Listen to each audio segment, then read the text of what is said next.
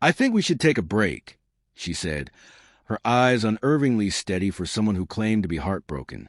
"My parents, they don't believe you're good enough." I didn't flinch. I didn't ask who had made that judgment, her parents or her. I simply looked at her and replied, "I understand." Nothing more. No tears, no pleading. And I think that calmness unsettled her far more than a dramatic outburst ever could. What she didn't know was that 3 nights earlier, I had stumbled upon the email confirming the venue cancellation. She hadn't logged out of her laptop. I wasn't snooping. I was just paying the bills I'd been covering all along while she busied herself with wedding plans. She hadn't even bothered to delete the messages. The wedding planner had asked if she was sure she wanted to forfeit the deposit. Her reply was blunt, "Absolutely. It's over." That email was dated 3 weeks ago. She had waited until all the payments cleared before announcing she wanted a break. No, she wanted out without appearing as the villain.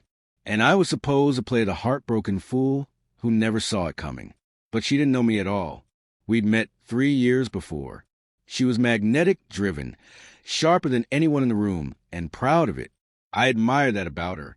She said she loved how calm I was, how I didn't need to shout to be the most dangerous person in the room. Funny how people admire qualities they don't truly understand. I thought we were building a life together. The apartment was ours, the savings joint. She chose a venue, the guest list, the flowers I would never see.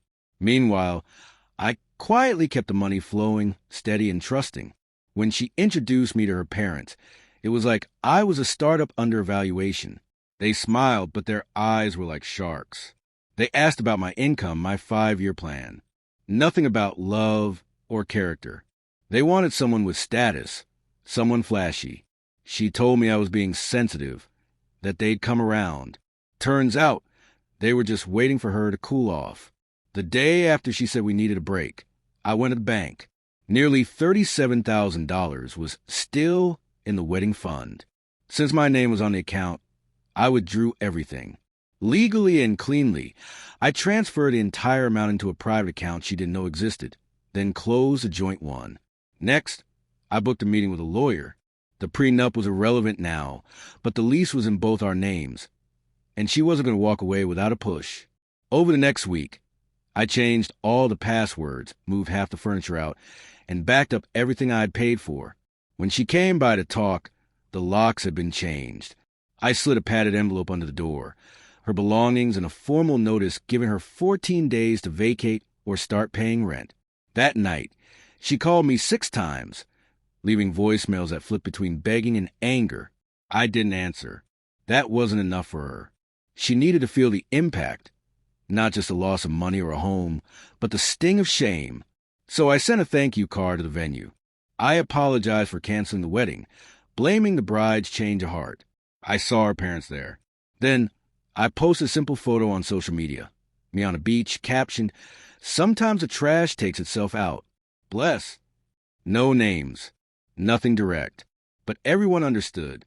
Her friends, our mutual acquaintances, her family, especially her parents, who now looked foolish for backing someone who had played fiancé like a con artist.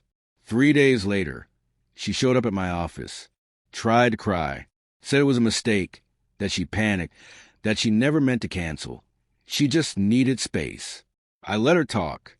Then I slid my phone across the table, opened the email she forgot to delete, and watched as her eyes scanned the screen and her composure shattered.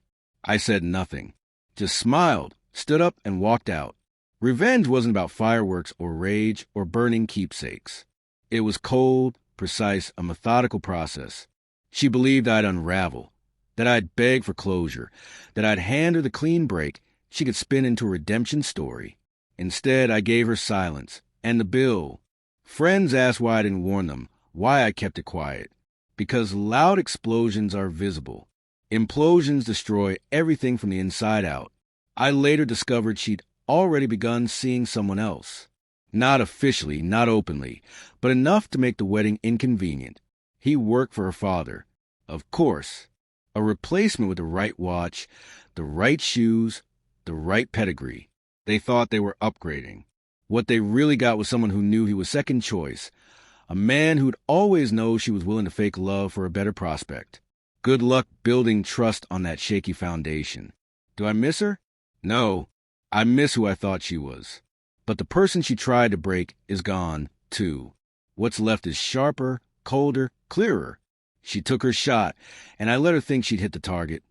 But I had already moved it. She handed me freedom disguised as heartbreak. And I gave her a break she'll never recover from. So no, I wasn't good enough for her parents. They were right, because in the end I was better.